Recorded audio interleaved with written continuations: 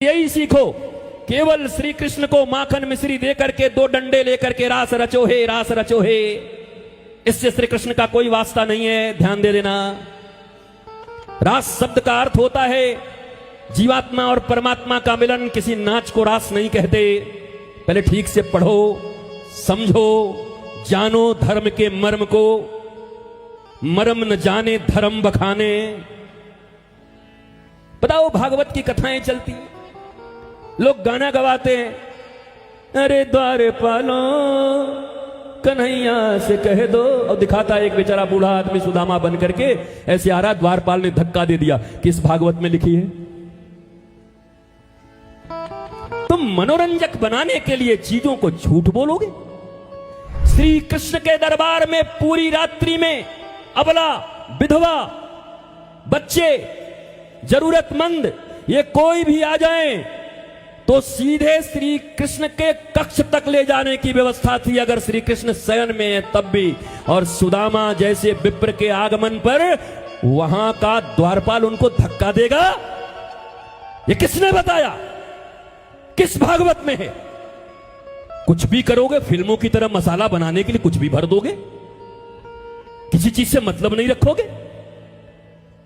ये क्या प्रतिष्ठा होगी? तुम्हारे बच्चे पूछेंगे, मां जब श्री कृष्ण भगवान हैं तो उन्होंने ऐसे द्वारपाल क्यों रखे थे उज्जड? पूछ सकता है तुम्हारा बच्चा। क्या जवाब दोगी कि श्री कृष्ण भगवान हैं, उनके द्वारपाल इतने भ्रष्टाचारी, किसी गरीब को ऐसे धक्का मारकर गिरा दें? ये कैसे कृपा निधान है? ये कैसे दयालु हैं? ये प्रश्न पूछा जा सकता है। क्या जवाब दोगे? तो मनोरंजक बनाने के लिए कुछ भी करोगे, कुछ भी जोड़ोगे, कुछ भी घटाओगे। ये धर्म बहुत कठिन है। डगर पनघट की, झटपट भर लाओ यमुना से मटकी।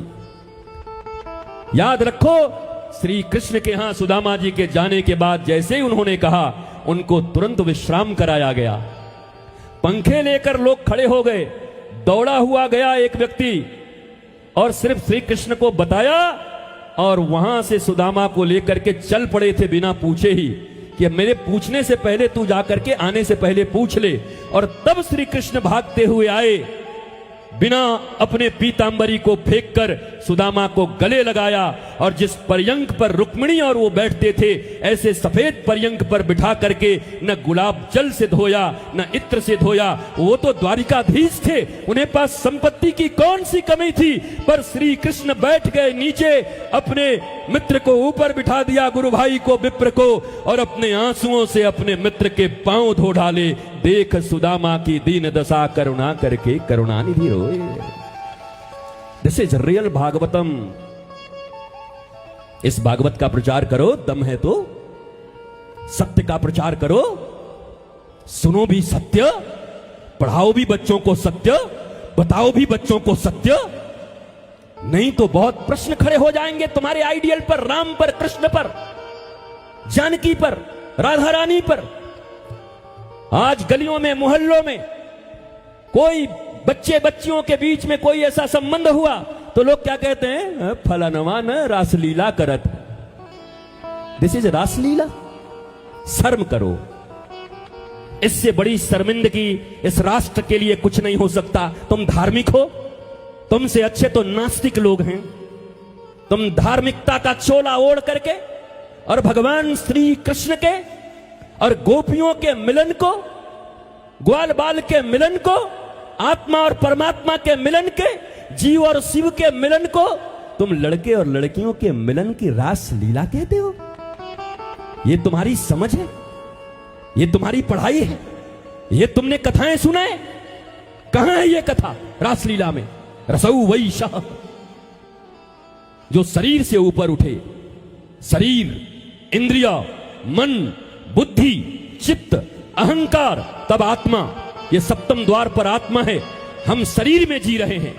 असुसु रमन्ते इति असुर, जो केवल अपने शरीर में, शरीर के लिए और शरीर के रिश्तों के लिए जीता है, उसी को असुर कहते हैं, राक्षस कहते हैं। हमारा शास्त्र तो ये कहता है। तुमको किसी ने बताया आज तक? तुम किसको राक्षस कहते हो? जो केवल अपने शरीर में रमा हुआ है, इस शरीर के लिए ही पाप किए जा रहा है, इस शरीर के लिए ही सब कुछ उसके कर्तव्य हैं। पापी पेट का सवाल है। भगवान श्री कृष्ण कह रहे हैं गीता में, अहम वैश्वानरो भूतो, मैं इस पेट में अग्नि बनकर के विराजमान हूं। ये कौन से लोग हैं जिन्होंने कहा ये पापी पेट का सवाल है? ये किस धर्म ग्रंथ में लिखा है? व्हाट्सएप यूनिवर्सिटी से लिख के आए हो कि फेसबुक यूनिवर्सिटी से पढ़ के आए हो? कहां से पढ़ के आए हो?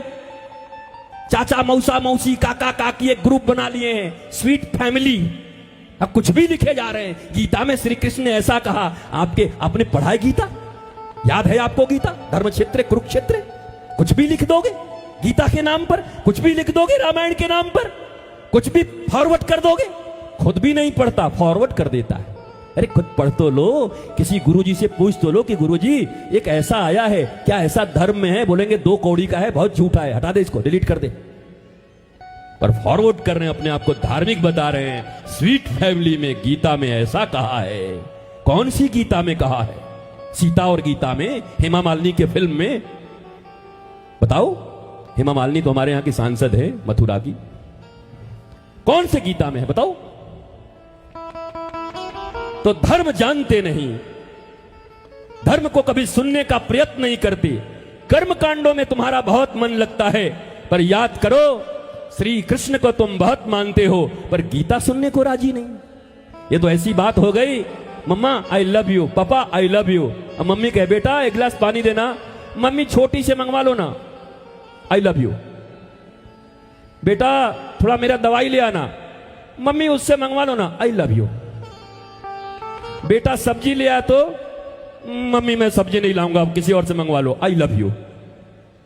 बेटा आटा ले आ, गेहूं पिसवा कर, हमसे नहीं, आई लव यू। सो मैया पकड़ेगी तेरे आई लव यू का अचार डालूं मैं? बोल क्या करूं ऐसा आई लव यू?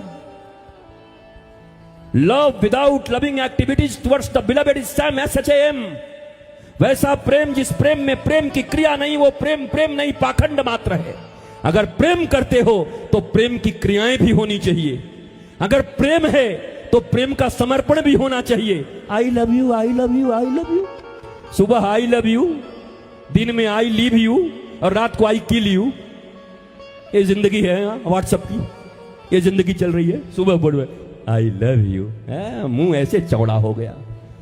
दिन में आई लीव यू, और रात को तो इतना मामला बढ़ गया, बोला आई किल यू।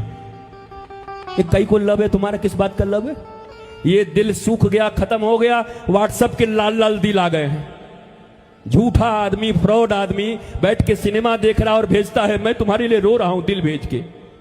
बर्गर खा रहा और सिनेमा देख रहा। इतना झूठ, इतना फरेब। कभी कभी मुझे वो अच्छा लगता है, वो अमिताभ बच्चन एक फिल्म बनाया था अग्निपथ, उसमें कहता है हे अन्ना ये फोन भी अजीब चीज है। आदमी सोचता कुछ है, बोलता कुछ है, और करता कुछ है। हे भाई, आदमी सोचता कुछ है, बोलता कुछ है, करता कुछ है, उसको इतना सीरियस लेके चल रहे हो फोन को?